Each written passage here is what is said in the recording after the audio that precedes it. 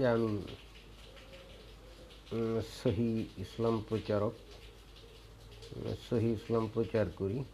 তবে আজকে দুর্ভাগ্যক্রমে ইমরান খানের ওই বক্তব্য, ওই যে জাতিসংঘের, যেটা নাকি ব্যাপক ভাইরাল হয়ে গেছে, আমি এটা শুনছিলাম। তা আমি ভাবছিলাম যে মানুষ, মানে সে কি উদাহরণ দিল জানেন? উদাহরণ দিল যে যারা নাকি ওই রেডিক্যাল ইসলামিস্ট অথবা যাদেরকে টেরোরিস্ট, অর্থাৎ ইসলামের নামে যারা জঙ্গি টঙ্গি, তাদেরকে এসে তুলনা দিল কাদের সঙ্গে জানেন? শ্রীলঙ্কার যে এলটিটিই গেরিলা ছিল, বলছে যে তার আগে হিন্দুরা তো টেরোরিস্ট ছিল, অর্থাৎ ওরা তো আসলে হিন্দু, এলটিটিই। তারপরে সে আরও উদাহরণ দিল অন্যান্য আরও কিছু। কিন্তু আচ্ছা ভাই বলুন তো, যে এলটিটিই ওরা তো স্বাধীনতার জন্য গেরিলা যুদ্ধ করতো, সন্ত্রাসী কর্মকাণ্ড করতো। তারা কি শ্রীলঙ্কা থেকে বাইরে গিয়ে আমেরিকায়, ইউরোপে, অথবা বাংলাদেশে অথবা অন্য কোনো জায়গায় কি তারা এটা করছিল? পারেনি। অথবা মনে করেন যে স্বাধীনতা যুদ্ধের সময় আমরা যখন স্বাধীনতা যুদ্ধ করছিলাম, পাকিস্তানিরা তো আমাদেরকে টেরোরিস্টই বলতো, কিন্তু আমরা, আমাদের বাংলাদেশের লোক যারা নাকি মুক্তিযোদ্ধা ছিল, তারা কি বাংলাদেশের বাইরে গিয়ে তৎকালীন যে পূর্ব পাকিস্তান ছিল তার বাইরে গিয়ে কোথাও করছে নাকি? তো এইটার সাথে কি ইসলামিক যে টেরোরিজম, এইটা কি কোনো মিল হয়?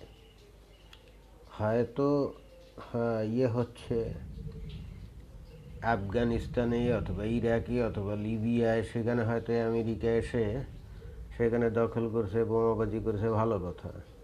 তাই বলে এর প্রতিবাদ স্বরূপ যদি লোকজন ইউরোপে, এর প্রতিবাদ স্বরূপ লোকজন যদি আফ্রিকায়,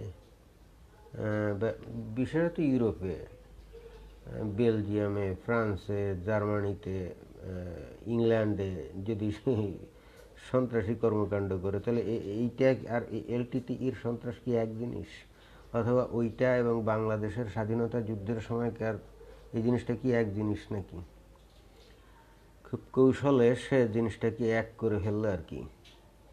যাই হোক, ভাষণটা খুব ভালোই দিছিল, কিন্তু মুশকিলটা হচ্ছে তার এই সমস্ত ভাষণ আজকের থেকে আরও 5, 7, 10 বছর আগে দিলে মানুষ বিভ্রান্ত হতো না, মানে বিভ্রান্ত হতে পারতো। এখন কিন্তু সেটা সম্ভব না। ওই ধরনের বক্তব্য দিয়ে এখন আর সুবিধা হয় না। মানুষজন এখন প্রকৃত সত্য এগুলো জানে আর কি। হ্যাঁ, সুতরাং এই সমস্ত কথা বলে আর এখন লাভ নেই। তো আমরা মূল বিষয়ে চলে যাই না? মূল বিষয়টা হচ্ছে আজকে যে ইব্রাহিম কি কাবাঘর তৈরি করেছিল কিনা, অথবা উনি মক্কাতে আসছিলেন কিনা। কারণ আপনারা জানেন যে এইটা কিন্তু ইসলামের একটা মূল ভিত্তি। কাবাঘর যে নবী ইব্রাহিম কর্তৃক তৈরি হয়েছিল, এবং এই কারণেই এই কাবাঘরটা যে খুবই পবিত্র এবং মুসলমানদের একমাত্র পবিত্র ঘর। তো এইটার উপরে কিন্তু ইসলাম দাঁড়িয়ে আছে। এখন আমরা কোরআন থেকেই দেখব যে প্রকৃতপক্ষে ইব্রাহিম কাবাঘর তৈরি করেছিল কিনা, অথবা অন্য কথায় প্রকৃতপক্ষে ইব্রাহিম মক্কায় আসছিল কিনা। যেহেতু আমি এই বিষয় নিয়ে একটু পড়াশুনো, গবেষণা এগুলো করি, স্বাভাবিকভাবেই আমি সহি ইসলাম প্রচার করতে গেলে তো আমাকে এগুলো ভালো করে জানতে হয়, এবং জানার সুবাদে অনেক সময় অনেক প্রশ্নের আমি কিন্তু উত্তর খুঁজে পাই না, অর্থাৎ মিলাতে পারি না। যেমন এখানে একটা বক্তব্য, অন্য জায়গায় আর একটা বক্তব্য, সুতরাং এই দুইটা বক্তব্যের মধ্যে আমি মিল খুঁজে পাই না, এবং যেটা আমি অনেক সময় বিভ্রান্ত হয়ে পড়ি। তো সর্বপ্রথমে আমি আপনাদেরকে সূরা ইয়াসিনের 5-6 নম্বর আয়াত আমি পড়ে শোনাতে চাচ্ছি। এখানে বলছে, দেখুন যে এখানে বলছে, কোরআন পরাক্রমশালী পরম দয়ালু আল্লাহর তরফ থেকে অবতীর্ণ, গুড, যাতে আপনি এমন এক জাতিকে সতর্ক করেন যাদের পূর্বপুরুষগণকেও সতর্ক করা হয়নি, ফলে তারা গাফেল। তা এটা হলো আমাদের আল্লাহ নবীকে বলছেন। তো আল্লাহ এই কোরআনের বাণী উনি কোথায় প্রচার করছেন? এটা কিন্তু মাক্কি সূরা, হ্যাঁ। কারণ উনি মক্কায় বসে উনি এটা প্রচার করছেন কাদের সামনে? কুরাইশদের সামনে, অর্থাৎ পৌত্তলিক বা প্যাগান যাদেরকে বলি তাদের সামনে। বলা হচ্ছে যাতে আপনি এমন এক জাতিকে সতর্ক করেন যাদের পূর্বপুরুষগণকে সতর্ক করা হয়নি, অর্থাৎ এই কুরাইশদের পূর্বপুরুষ যত দূরই হোক না কেন তাদের কাউকেই কখনো সতর্ক করা হয় নাই, বলতে বোঝাচ্ছে যে এদের মধ্যে কোনো নবী আসেনি, কারণ নবীরাই তো আসলে সতর্ক করে, তাই না? এবং ইবনে কাসিরের তাফসিরে এই যে দেখুন, যে আমি ইবনে কাসিরের তাফসিরে এখানে আছি, যেখানে বলছে যে যাতে তুমি সতর্ক করতে পারো এমন এক জাতিকে যাদের পিতৃপুরুষদেরকে সতর্ক করা হয় না, যার ফলে তারা গাফেল। কারণ এই আয়াত থেকে একটা জিনিস বোঝা গেল, এটা কিন্তু মাক্কি সূরা, যে এই আরব, অন্তত মক্কা মদিনা, আরব বলতে শুধু মক্কা মদিনা না, আরও অনেক বড় জায়গা, তো অ্যাটলিস্ট মক্কা মদিনায় যে কোনো নবী আসেনি, এটা থেকে কিন্তু সেটা বোঝা গেল। আমরা যদি সূরা সাবার 43-44 নম্বর আয়াত পড়ি, তখন দেখি যখন তাদের কাছে আমার সুস্পষ্ট আয়াতসমূহ তেলাওয়াত করা হয়, তখন তারা বলে তোমাদের বাপ দাদারা যার ইবাদত করত, এ লোকটি যে তা থেকে তোমাদেরকে বাধা দিতে চায়। তারা আরও বলে, এটা মন গড়া বই, মিথ্যা বই তো নয়। আর কাফেরদের কাছে যখন সত্য আগমন করে, তখন তারা বলে, এ তো এক সুস্পষ্ট জাদু। আমি তাদেরকে কোনো কিতাব দেইনি যা তারা অধ্যয়ন করবে, এবং আপনার পূর্বে তাদের কাছে কোনো সতর্ককারী প্রেরণ করিনি।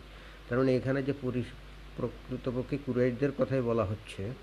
যখন আমাদের নবী কুরাইশদের কাছে তার ইসলাম প্রচার করতে যেতেন, তখন এই কুরাইশরা বলতো, কুরাইশদের কিছু কিছু লোক বলতো যে এই মুহাম্মদ তো আমাদের বাপদাদার যে ধর্ম, এটার বিরোধিতা করছে।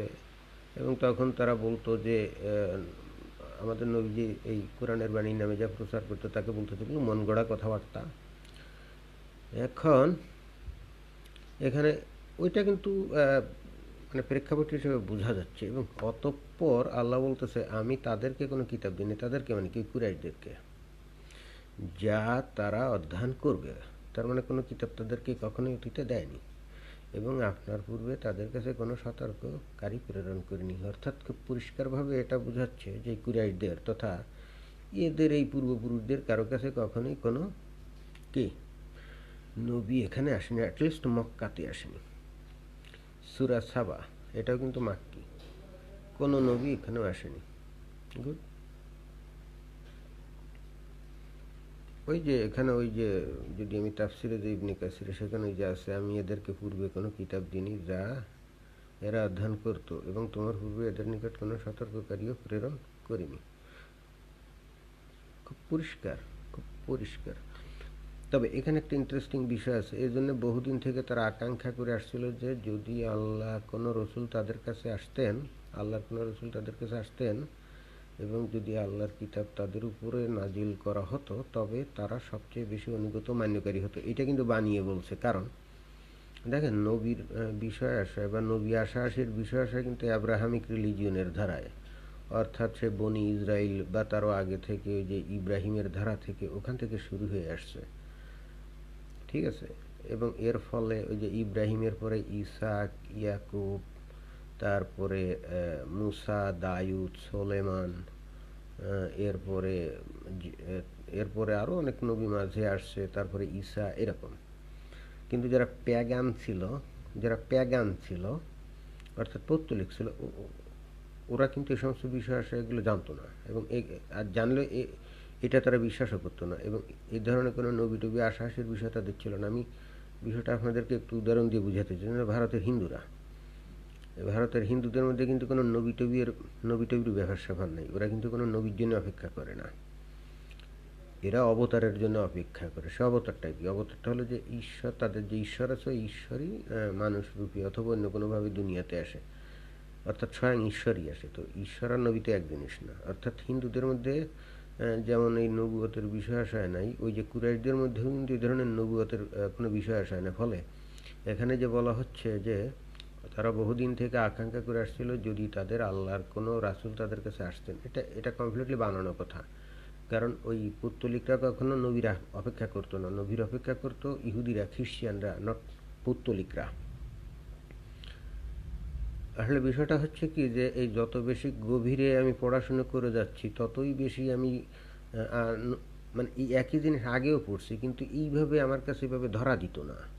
অনেক বিষয় কিন্তু আগে আমার কাছে এভাবে ধরা দিত না, কিন্তু যখন থেকে আমি খুব গভীরভাবে মনোযোগ সহকারে প্রেক্ষাপট অনুযায়ী বা ঐতিহাসিক ভিত্তিতে দার্শনিক বা থিওলজিক্যাল যে বিষয়াশয়গুলো সেগুলো যখন আমি পরিপূর্ণভাবে অনুভব করে তারপরে এখন পড়ি, অনেক বিষয়গুলো খুব সহজেই ধরা পড়ে। যেমন এই একটা বিষয়, এখানে ইবনে কাসির কিন্তু কমপ্লিটলি বানিয়ে বানিয়ে এই কথাগুলো বলছে। বহুদিন থেকে তারা আকাঙ্ক্ষা করে আসছিল, কারা? ওই পৌত্তলিকরা না। পৌত্তলিকরা কখনো কোনো নবীর আকাঙ্ক্ষা করতো না, কারণ ওদের ধর্মীয় বিধিতে এই সমস্ত নবী টবির কোনো বিষয় ছিল না। এটা ছিল ইহুদিদের আর খ্রিস্টিয়ানদের। ইহুদিরা একজন নবীর অপেক্ষা করতেছিল, আর এই খ্রিস্টিয়ানরা অপেক্ষা করতো যিশু যে সেকেন্ড টাইম আবার আসবে, যেটা নাকি এখন মুসলমানরাও বিশ্বাস করে, এইরকম একটা বিষয় ছিল। বাট পৌত্তলিকরা কখনো এই নবী টবির বিষয় টিসব বিশ্বাস করতো না। এইবার আমরা যদি সূরা সাজদা 32 নম্বর আয়াত, এটা 3 নম্বর আয়াতটা পড়ি। সূরা সাজদা 32 নম্বর সূরার 3 নম্বর আয়াত। এটা যদি আমরা, তারা কি বলে এটা সে মিথ্যা রচনা করেছে, বরং এটা আপনার পালনকর্তার তরফ থেকে সত্য, যাতে আপনি এমন এক সম্প্রদায়কে সতর্ক করেন যাদের কাছে আপনার পূর্বে কোনো সতর্ককারী আসেনি। আমি কিন্তু পরপর কয়েকটা দেখালাম, মানে অ্যাটলিস্ট 3-4টা আয়াত আমি অলরেডি দেখিয়ে ফেললাম, যেখানে পরিষ্কারভাবে বলা হচ্ছে যে মক্কার এই লোকদের কাছে, অর্থাৎ যারা নাকি পৌত্তলিক ছিল, কখনোই তাদের কাছে নবীও আসেনি, তাদের কাছে কোনো কিতাবও আসেনি, তাদের কাছে কোনো বিধিবিধানও আসেনি। এরা খুব পরিষ্কারভাবে এটা বলছে।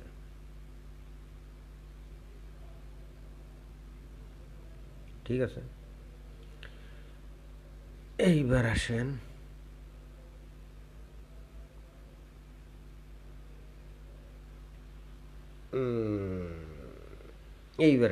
সূরা বাকারার 151 নম্বরে, যেমন এখানে বলছে, যেমন আমি পাঠিয়েছি তোমাদেরই মধ্য থেকে তোমাদের জন্য একজন রসূল, যিনি তোমাদের নিকট আমার বাণীসমূহ পাঠ করবেন এবং তোমাদের পবিত্র করবেন, আর তোমাদের শিক্ষা দেবেন কিতাব ও তার তত্ত্বজ্ঞান, এবং শিক্ষা দেবেন এমন বিষয় যা কখনো তোমরা জানতে না। এই কথাটা কিন্তু বলা হচ্ছে ইব্রাহিমকে। এই কথাটা কিন্তু বলা হচ্ছে ইব্রাহিমকে।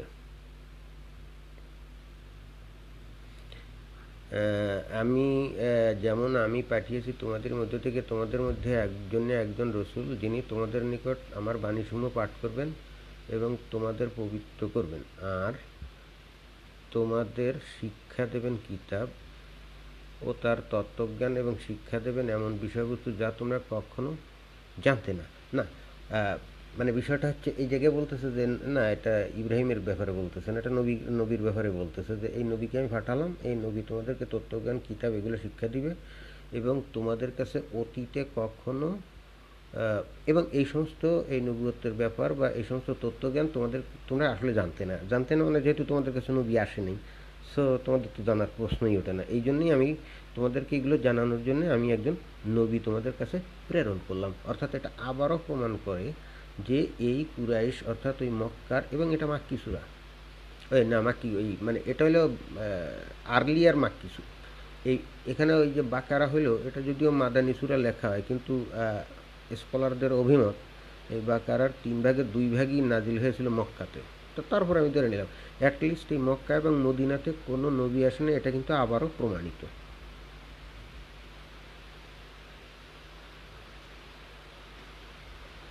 গেল। এইবার দেখুন, এবার বলতে সূরা বাকারার 125 নম্বর আয়াতে বলছে, যখন আমি কাবা গৃহকে মানুষের জন্য সম্মিলন স্থল ও শান্তির আলয় করলাম, তখন তোমরা ইব্রাহিমের দাঁড়ানোর জায়গাকে নামাজের জায়গা বানাও, এবং আমি ইব্রাহিম ও ইসমাইলকে আদেশ করলাম, তোমরা আমার গৃহকে তাওয়াফকারী, অবস্থানকারী ও রুকু সেজদাকারীর জন্য পবিত্র রাখো। দেখছেন, এইবার বলতেছে যে এই কাবা গৃহকে সম্মিলন স্থল বানিয়েছে কার মাধ্যমে? ইব্রাহিমের মাধ্যমে, ইব্রাহিম এবং ইসমাইলের মাধ্যমে। তা কাবাঘর কোথায়? মক্কায়। তা কাবাঘর যদি মক্কা হয়, ইব্রাহিম কত আগে আসছিল? অর্থাৎ তার মানে এটাতে বোঝাচ্ছে যে মক্কায় ইব্রাহিম এবং ইসমাইল আগে আসছিল, এটাই বুঝাচ্ছে না? এখানে দেখুন যে যখন আমি কাবা গৃহকে মানুষের জন্য সম্মিলন স্থল শান্তির আলয় করলাম, আর তোমরা ইব্রাহিমের দাঁড়ানোর জায়গাকে নামাজের জায়গা বানাও, মুসলমানদেরকে বলছে যে আল্লাহ বলছে যে ইব্রাহিম যেখানে দাঁড়িয়ে কাবাঘর তৈরি করছিল ইসমাইলকে সাথে নিয়ে, সেই জায়গাটাকে তোমরা নামাজের স্থান তৈরি করো। তার মানে মক্কায় ইব্রাহিম এবং ইসমাইল আগে আসছে, এবং আমরা হাদিস অনুযায়ী কিন্তু সেটাই জানি যে ওই যে ইব্রাহিম তার দাসী হাজেরাকে নির্বাসন দিল, দেওয়ার পরে তারপরে ওই যে মক্কাতে নির্বাসন দিয়ে গেল, পরে সেখানে একবার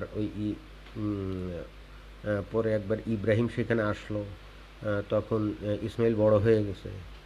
এই ঘটনা তো আমরা সবাই জানি। তার মানে এখানে ইব্রাহিম এবং ইসমাইল যা আসছে এটা কিন্তু সূরা বাকারার এই যে 125-এ বলছে, অথচ আগে যে আমি 3টা আয়াত পড়লাম সেখানে কিন্তু খুব স্পষ্টভাবে বলা হচ্ছে যে এই জায়গায় যে লোকজন আছে এখানে কোনোদিন কখনো কোনো নবী আসে নাই।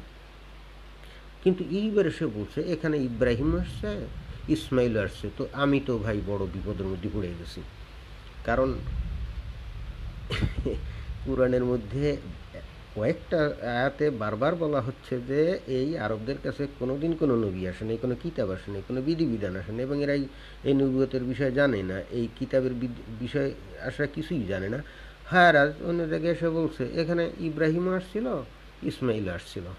তো ইব্রাহিম আর ইসমাইল যদি এসেই থাকে তাহলে এরা আগের যে বিধিবিধান এগুলো কীভাবে জানে না, বা এর আগে যে মানে আল্লাহর যে নবুয়তের ব্যাপার স্যাপার এটা কীভাবে জানে না, এটা তো আমার মাথায় কিন্তু ঢুকছে না। আর এরা যদি এসেই থাকে, আসার পরে এরা যে সমস্ত কথাবার্তা এখানে বলে যাবে, এর ধারাবাহিকতায় তো আস্তে আস্তে মানে পুরুষানুক্রমে, হ্যাঁ হয়তো অনেক দিন পরে কিছু বিকৃত হতেও পারে, বাট অ্যাটলিস্ট মূল মেসেজ বা কিছু মেসেজ তো তাদের জানা থাকবে। কিন্তু এদের অন্য হাতে বলতেছে এরা কিছুই জানতো না, এদের এখানে কেউ আসেও নাই। আবার এখন এসে বলছে যে এখানে ইব্রাহিম এবং ইসমাইল আসছিল। এখানে এই যে কাবা গৃহ শব্দটা না, এটা কিন্তু যে আমি যে বাংলা যেখান থেকে অনুবাদটা আমি নিয়েছি, এখানে কিন্তু কাবা গৃহ না, এখানে আপনার আরবিতে এখানে হচ্ছে আলবায়ত। কাবা গৃহ ইচ্ছে করে এটা লিখছে, আসলে এটার মূল আরবি হলো আলবায়ত। এই আলবায়ত অর্থ হলো ঘর, দি হাউস, নট কাবা ঘর। এখানে ইচ্ছে করে, অর্থাৎ আমি যেটা বোঝাতে চাচ্ছি, এখানে যে ইব্রাহিম আর ইসমাইলের যে কাবা গৃহে আসার যে বিষয়টা এখানে বলছে না, এটা প্রকৃতপক্ষে এটা কাবা গৃহ না, এটা হচ্ছে আসলে ঘর। তো এখন এর দ্বারা কিন্তু নিশ্চিত না যে এই ঘর বলতে আসলে ওই মক্কাই আসছিল, কারণ সেই সময় ওই সে 2000, 2500 বা 3000 বছর আগে, এমনকি 1400 বছর আগেও গোটা আরবে বিভিন্ন জায়গায় অনেক দেবদেবতার এই মন্দির ছিল, টেম্পল ছিল, এবং এই প্রত্যেকটা টেম্পলকেই কিন্তু আলবায়াত বলতো, অর্থাৎ পবিত্র ঘর বলতো। তো এখন এই জায়গায় তো কাবা ঘর তো বাংলা অনুবাদকারী বলছে, কিন্তু প্রকৃতপক্ষে এটা কাবা ঘর না, এটা হলো আলবায়াত। সুতরাং এই আয়াত দিয়ে কিন্তু এটা পরিষ্কার বোঝা যায় না যে সত্যি সত্যি ইব্রাহিমের ইসমাইল কিন্তু ওই মক্কায় আসছিল, এটা বোঝা যায় না। এখন আমি যদি ধরে নিই যে আসছিল, তাহলে তো আগের যে আয়াতগুলো আছে তার সাথে তো একটা সমস্যা হয়ে দাঁড়ায়, কারণ সেখানে তো বলতেছে যে ওরা কখনোই ওদের কাছে আসেনি। এবং সূরা বাকারার 126 নম্বর আয়াতে বলছে, যখন ইব্রাহিম বললেন পরওয়ারদিগার, এই স্থানকে তুমি শান্তির ধাম করো, এর অধিবাসীদের মধ্যে যারা আল্লাহ কিয়ামতে বিশ্বাস করে তাদেরকে ফলের দ্বারা রিজিক দান করো। বললেন যারা অবিশ্বাস করে আমি তাদেরও কিছুদিন ফায়দা ভোগ করার সুযোগ দেব, তারপর তাদেরকে বল প্রয়োগে দোজখের আযাবে ঠেলে দেব, সেটা নিকৃষ্ট বাসস্থান। 27 বলতে, স্মরণ করো যখন ইব্রাহিম ও ইসমাইল কাবা গৃহের ভিত্তি স্থাপন করছিল, তারা দোয়া করেছিল পরওয়ারদিগার আমাদের থেকে কবুল করো, নিশ্চয়ই তুমি শ্রবণকারী সর্বজ্ঞ। তার মানে এখানে আবারও বলা হচ্ছে যে এই ইব্রাহিম আর ইসমাইল এই কাবা গৃহের এখানে আসছিল, এবং এখানেও কিন্তু ওই যে কাবা গৃহ বলতে এখানে মূল আরবিতে যদি আপনি জানেন এখানে আলবায়াত বলা, এখানে কিন্তু কাবা গৃহ না। যাক, তারপরও যেহেতু মুসলমান হিসাবে সবাই এটাই বিশ্বাস করে যে মক্কাই আসছিল ইব্রাহিম ও ইসমাইল, তো এটা বিশ্বাস করলে তো আগে যে বারবার বলা হচ্ছে যে ওদের ওই জায়গায় কোনো নবী আসে নাই, অথচ আমরা দেখতে জলজান্ত 2টা নবী আসছে, তাহলে এটা আসলে কোনটা সঠিক, এটা তো আমার মাথায় ঢুকছে না। তারপর যদি আমরা 128 নম্বরে যাই আয়াত বাকারা, পরওয়ারদিগার, আমাদের উভয়কে তোমার আজ্ঞাবহ করো এবং আমাদের বংশধর থেকেও একটি অনুগত দল সৃষ্টি করো, আমাদের হজের রীতিনীতি বলে দাও এবং আমাদের ক্ষমা করো, নিশ্চয়ই তুমি তওবা কবুল করে। এইবার বলতেছে এই যে এই কাবাঘর তৈরি করার পরে এই এই যে ইসমাইল আর ওই যে মানে ইব্রাহিম আর ইসমাইল দুজন আল্লাহর কাছে বলতেছে যে আমাদের বংশধর থেকে একটা অনুগত দল সৃষ্টি করো, মানে কি অর্থাৎ ইব্রাহিম যে ধর্ম প্রচার করছে ওই ধরনের একটা অনুগত দল যেন তৈরি হয়, রাইট? এটা হলো ইব্রাহিম আল্লাহর কাছে এটাই চাচ্ছে। এবং বলতেছে 129 বলতেছে, হে পরওয়ারদিগার, তাদের মধ্যে থেকেই তাদের নিকট একজন পয়গম্বর প্রেরণ করুন। কে বলতেছে? ইব্রাহিম। এই কথাটা কিন্তু ইব্রাহিমের বলছে যে তাদের মধ্য থেকেই তাদের নিকট একজন পয়গম্বর প্রেরণ করুন, যিনি তাদের কাছে তোমার আয়াতসমূহ তেলাওয়াত করবে। ভালো কথা। তাদের কিতাব ও হেকমত শিক্ষা দিবেন এবং তাদের পবিত্র করবেন, নিশ্চয়ই তুমি পরাক্রমশালী হেকমত ওয়ালা। এখানে দেখুন খুব স্পষ্টভাবে এই বক্তব্যগুলো কিন্তু এই যে আল্লাহর কাছে যে করে, মানে আল্লাহর কাছে যে চাচ্ছে, কান্নাকাটি করছে, এটা কিন্তু ইব্রাহিম করছে, এটা কিন্তু নবী না, আমাদের নবী না। সে বলতেছে যে এই জাতির মধ্যে মানে তাদের যে বংশধারাটা এখানে তৈরি হবে অনুগামী, তাদের মধ্যে একজন নবী প্রেরণ করুন যে নাকি তোমার যে কালাম বা তোমার যে ওহিগুলো মানুষের কাছে পড়ে শোনাবে। ইসলামী আলেমরা বলে এইটাই নাকি হযরত মুহাম্মদের কথা বলছে, এখানে নাকি হযরত মুহাম্মদের কথা বলছে। ঠিক আছে, 130 ইব্রাহিমের ধর্ম থেকে কে মুখ ফিরায়, কিন্তু সে ব্যক্তি যে নিজেকে বোকা প্রতিপন্ন করে, নিশ্চয় আমি তাকে পৃথিবীতে মনোনীত করেছি এবং সে পরকালের সৎকর্মশীলদের অনুগত।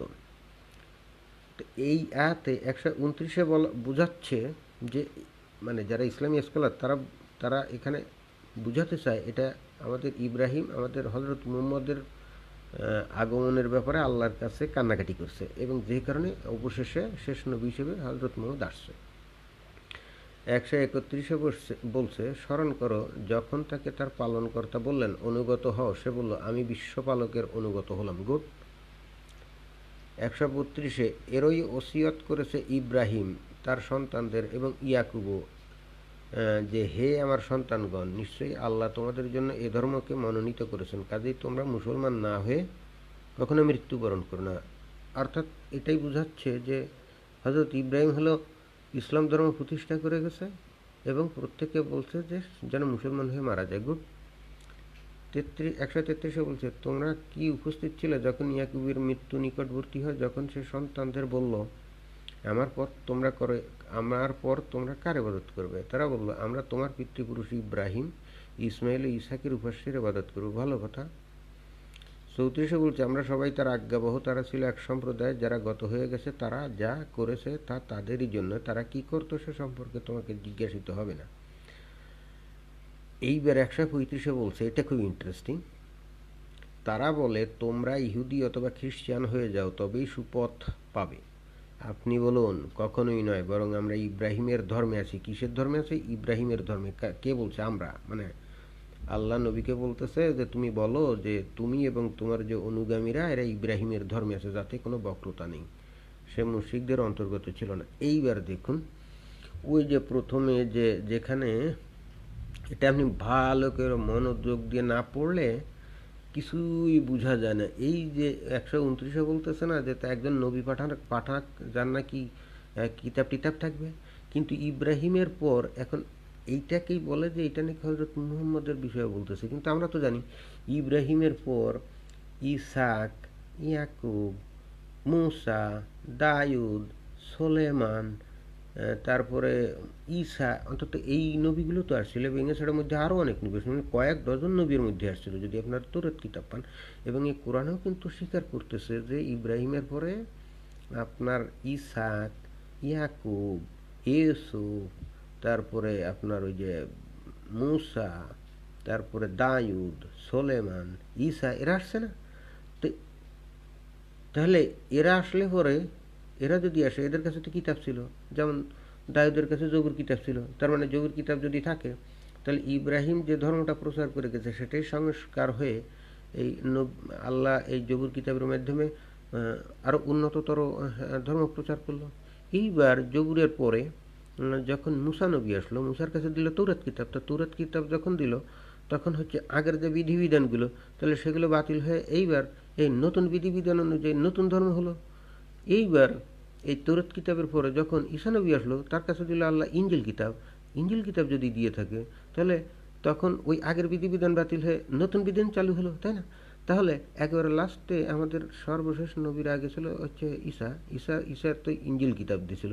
তাহলে ইঞ্জিলের অনুসারী যদি আপনি হন তাহলে আপনি তো আর এই ইব্রাহিমের সেই ধর্মের অনুসারী তো আর আপনি থাকলেন না। ইসলামের বিধিবিধান অনুযায়ী আপনি তো থাকলেন না, আপনার তো থাকা সম্ভব না।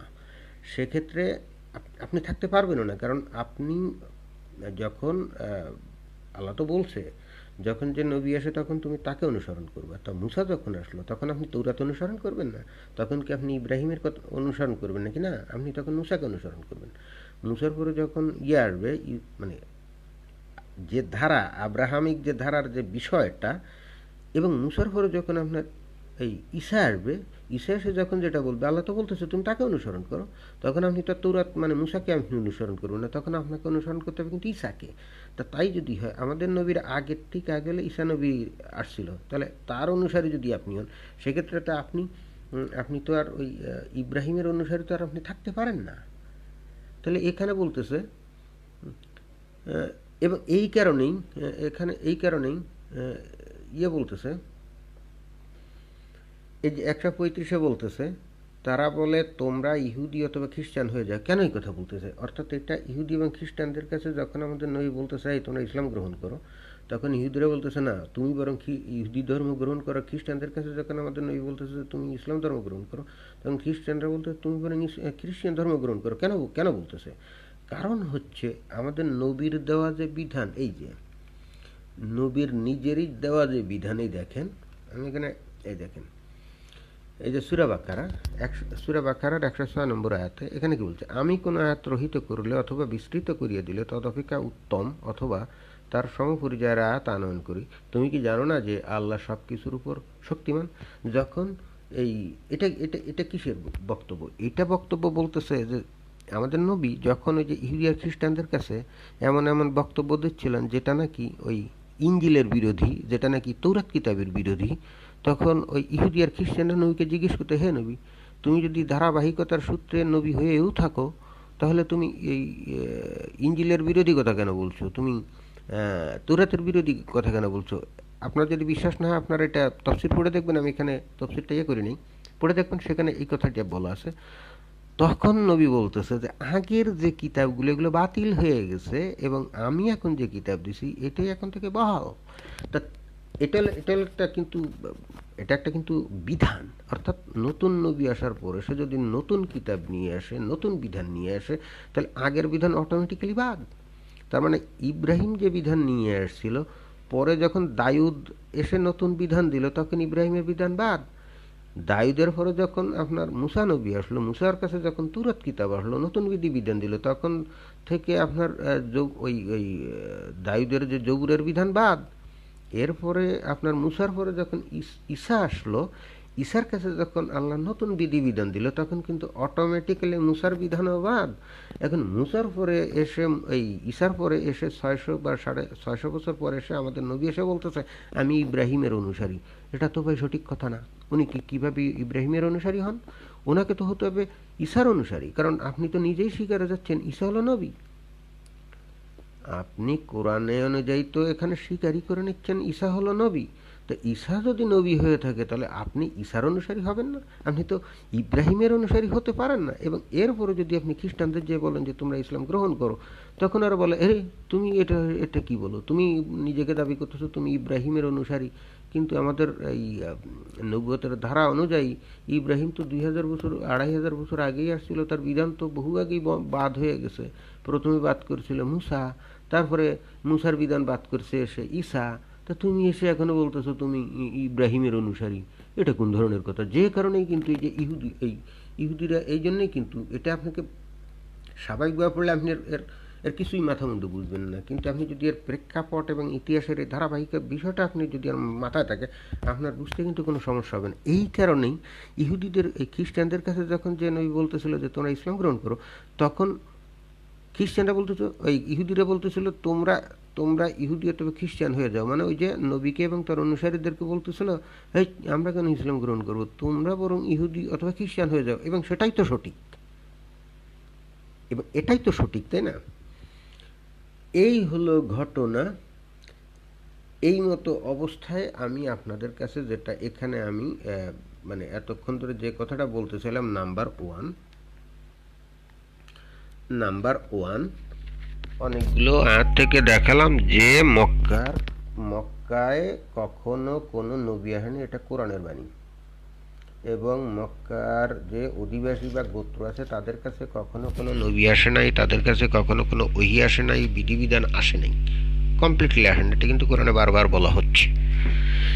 এরপরে এসেই কোরআন আবার দাবি করছে যে মক্কাতে ইব্রাহিম আসছিল, ইসমাইল আসছিল, সেখানে তারা ওই কাবাঘর তৈরি করে রাখছে এবং সেখানে তারা তাদের ওই ধর্ম ওখানে প্রচার করছে। এবং শুধু প্রচারই করে নেই, ওখানে প্রচার করার সময় মসজিদে অর্থাৎ কাবাঘরে নামাজের সময় আল্লাহর কাছে ডাকাডাকি করছে যে আমাদেরকে একটা অনুসারী দল দাও, আমাদেরকে নবী দাও, এটা দাও, ওটা দাও, সেটা দাও, নানা কথা বলছে। তাহলে তাই যদি বলে থাকে, তাহলে তাদের পরবর্তী যে বংশধারাগুলো আছে তারা তো অলওয়েজ এই ইব্রাহিম এবং ইসমাইলের কথাটা জানবে, এই যে কিতাবের কথা জানবে, বিধিবিধানের কথা জানবে, এগুলো তো ধারাবাহিকভাবে তাদের মনে থাকার কথা। তাহলে ইহুদি আর খ্রিস্টানরা যখন এসে তাদের জিজ্ঞেস করবে, তখন তো বলবে যে আমাদের এখানে ইব্রাহিম আসছিল, ইসমাইল আসছিল। মজার ব্যাপার হচ্ছে ইব্রাহিম আর ইসমাইল যে আসছিল এটা ওই আরবের ওই পৌত্তলিকরা, কুরাইশরা কেউ জানতো না। ইব্রাহিম আসার 2500 বছর পরে এসে আমাদের হযরত মুহাম্মদ হঠাৎ করে এসে তাদের সামনে বলতেছে যে তোমাদের কাছে ইব্রাহিম আসছিল, এবং এই কুরাইশা কিন্তু বারবার এটা অস্বীকার করছে। এবং ইহুদি আর খ্রিস্টানরা কেন অস্বীকার করছে? কারণ তারা দেখে তাদের তৌরাত কিতাবে তো কখনো কোনো জায়গায় লেখা নাই যে ইব্রাহিম এই মক্কাতে আসছিল, ওদের কিতাবে তো লেখা নেই, যে কারণে ইহুদি আর খ্রিস্টানরাও অবিশ্বাস করছে। এবং নট অনলি দ্যাট, যেহেতু কোরআনেরই সূরা বাকারার 106 নম্বর আয়াত অনুযায়ী কোনো নবী বর্তমানে আসলে এবং তার কাছে আল্লাহ নতুন বিধিবিধান দিলে আগের নবীর বিধিবিধান সব বাতিল হয়ে যায়। এই ফর্মুলায় ইব্রাহিমের বিধিবিধান এসে বাতিল করে ফেলছিল কে?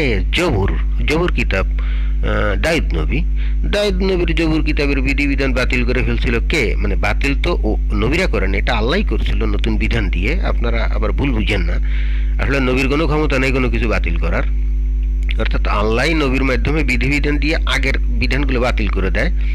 তো মুসা ওই দাউদ নবীর বিধিবিধান বাতিল করে দিল আল্লাহর ওহীর মাধ্যমে। পরবর্তীতে সে ঈসা আল্লাহর ওহীর মাধ্যমে আবার কি করলো? মুসা নবীর বিধিবিধান বাতিল করে দিল। এখন তারও মানে ঈসা নবীরও 600 বছর পরে আমাদের নবী হযরত মুহাম্মদ এসে যদি বলে যে আমি হলাম ইব্রাহিমের, অর্থাৎ 2500 বছর আগেকার ইব্রাহিমের অনুসারী, তাহলে তো ভাই এটা তো কোনো কথা হলো না। মানে এটা উনি তো ইব্রাহিমের অনুসারী হতে পারেন না, কারণ ইব্রাহিমের বিধিবিধান তো অনেক আগেই রহিত হয়ে গেছে, বাতিল হয়ে গেছে, এবং এটা কোরআনের নিজস্ব বিধান দ্বারা। সূরা বাকারার 106 নম্বর আয়াতে পরিষ্কার বলছে যে এই যে আমি কোনো আয়াত রহিত করলে বা বিস্তৃত করিয়া দিলে তদপেক্ষা উত্তম অথবা সমপরিচয়ের আয়াত আনয়ন করি। অর্থাৎ কোরআনেরই বিধান মোতাবেক ইব্রাহিমের বিধিবিধান আরো 2000 বছর আগেই বাতিল। তাহলে 2500 বছর পরে আমাদের নবী যদি বলে যে আমি ইব্রাহিমের অনুসারী, তাহলে তো এটা ওই ইহুদি আর খ্রিস্টানরা তো মেনে নেওয়ার কথা না।